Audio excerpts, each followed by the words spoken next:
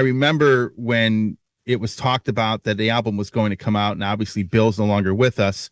There was kind of some pushback on it, but after the first song came out, it seemed a lot of that went away. But I think the album, in my opinion, and you're a music fan just like I am, really kind of is pretty much in line with the quality of the music that Warlord's put out over the years. And talk about the new record and putting this thing together. Well, it's not so unusual that it sounds like Warlord because we used Bill's music.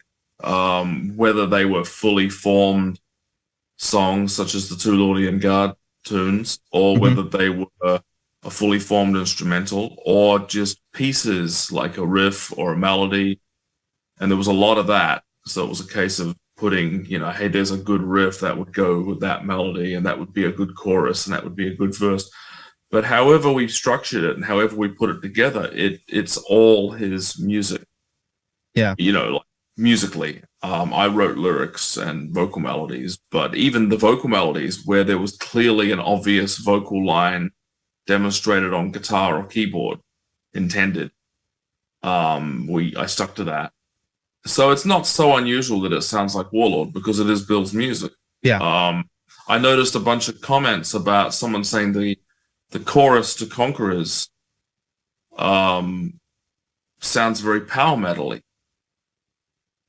Well, Bill loved power metal, and that was his. He loved Halloween and Gamma Ray and stuff like that, and he wrote that chorus. Yeah. Yeah. Yeah. Yeah. I'll be honest with you.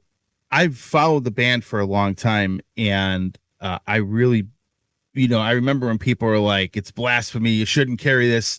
You guys shouldn't put this album out." And I was kind of like, nobody's heard any music yet, right? And when when I think about that, I think a lot of music fans in general, and you've seen this, where they just kind of want to write something off that,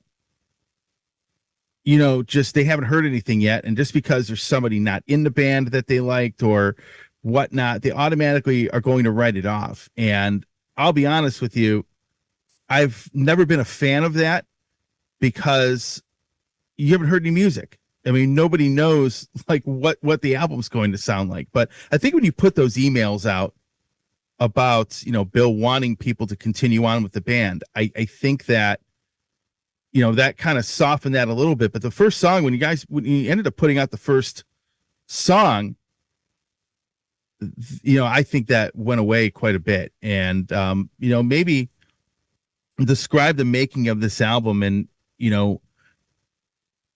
putting it all together and getting everybody together. Obviously you had to get another guitar player and, maybe talk a bit about that. Just if I could backtrack to what you said a second ago, where people, there was some pushback. It's a weird thing. People will talk about, they don't want a certain genre to die or a type of music to die, or there's not enough of something, and, Mm-hmm. or whatever. Yeah, where are all the good albums these days? And then a band, a legacy band, or a historical band will put out a new record that's very good, and nearly no one will buy it, and they'll want to hear the hits, or it's people will buy it, but it's so much smaller than what their classic albums, that get celebrated as. Or a band continues without a key member, or with maybe one original, two original guys, or no original guys in the case of like Riot. But they're still a really good band, and they're keeping that music live and Mm-hmm. played and out there and heard in front of audiences, in front of hundreds or thousands of people, sometimes tens of thousands of people, and they get criticized for that. So what's the alternative? The music doesn't get played, and we all just pack it up and go home, and it just disappears off into the horizon as like, remember that band from way back? It's just such a weird thing. Like the Pantera thing, I love that they're out. And I'm not even the biggest Pantera fan, but I really dug what they did. Right. And it's great that they're out there because now there's Pantera music being played in front of tens of thousands of people, and that's awesome. And people are happy to hear it. You go there and you're happy. Like, what else in the world? I mean, are we gonna, you turn on the TV, it's like the news, it's horrible. Hmm. You go out into society, and there's a lot of tension out there right now. There's a lot of political stuff going on. So Hmm. music makes you happy. You go to a concert, you feel good. So let's take that away as well. Let's just start criticizing every band that's out there that doesn't have like the original like four guys or something. To me, it sounds kind of stupid to do that. It seems stupid to do that. As far as how we put this together, I mean, Bill did encourage. I mean, I was very close to Bill in the last 5-6 years before he died, Hmm. particularly the last three. Um, we talked about doing something again. We talked about doing, me being involved with Warlord again. We talked about a lot of things. One thing we did talk about is that he didn't want to tour or play live anymore. He just didn't, he didn't see that as a big deal at all. He goes, "Well, I'm the composer." He goes, "Songwriters don't always tour, and I'm far more comfortable sitting at home writing songs than I am sitting in a splitter van for 9 hours driving to the next gig, or Yeah. sitting at an airport or flying for 15 hours." That was always something, that's the side of it he didn't particularly like. And he also felt like gone were the days where Warlord ever had a chance of being like Kiss. He had big dreams. He wanted Warlord to be like a Kiss sort of production, because he loved, as a teenager, he loved Kiss, and that was one of the first shows he ever saw, and he was hugely impressed by that. So I know I'm going off on a bit of a tangent here, but people don't know the conversations that were had between me and Bill, and subsequently with Mark. It's That's why we shared just a couple of emails. I've got hundreds of emails, hundreds. Now, when Bill died, the furthest thing from our mind was to put Warlord back together. It just seemed like, man, we've just lost Bill. It just really, you know, didn't feel right. And when he was sick, he was also saying, continue this thing, make it big, and don't call it something else. Don't call it, Lucifer's Child of the Damned or whatever. Don't bastardize it. Keep it Warlord. Yeah. Why quit now after everything that's been fought for? So we needed to find the right guitar player. I mean, after a couple of years after Bill died, we started thinking like, yeah, okay. I mean, Mark really got an urge to play these songs again. I love singing them. We went through these demos that Bill had left us, and it just slowly started coming together. Like, maybe we can do live shows. Maybe there's an album here. Maybe this thing can be brought to life again. We went through a couple of guitar players that were interested, but no one quite nailed it like Eric. I mean, you don't want some guy. A lot of guitar players do this, and I understand why, but they want to put their own stamp on what they're doing. And I totally get that.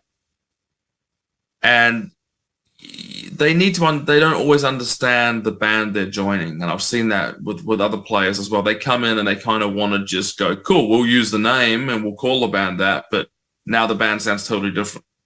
Yeah. Eric came in and he kept it very, very, very, very, if not exactly, close to what Bill did when replicating Bill's guitar parts. We did use some of Bill's guitar tracks on the album, although it is fairly sporadic because we could only pull certain parts off the demos using AI, but not AI as far as like what you think. I mean, like, you could isolate the guitar track now, whereas previously with older technology, you couldn't. You would have had the bass and the vocals and Right. or keyboard, whatever. There were no vocals, but you know what I mean, mixed in. We could use AI to get a clean guitar track that could be then put into the new mix. It's not an AI record by any stretch of the imagination. So we were able to utilize some of his guitar tracks, but Eric stuck so close to the demos. He understood the Greek musical influence of Bill's writing. And he didn't make it all about him. He made it all about Warlord, and that's what worked. And that's why live it's going to sound like Warlord. The album sounds like Warlord, and I mean the tricky part really came down to there were no lyrics. there was a couple of sheets of lyrics but they were very just cut lines and ideas, and we did utilize some of them. Yeah. But for the most part, there was no lyrics, so I had to write lyrics. And Bill's a very unique lyricist, so whatever I wrote had to work within what, you know, I had to ask myself, what would Bill do here, or what wouldn't Bill do here, was probably more the point.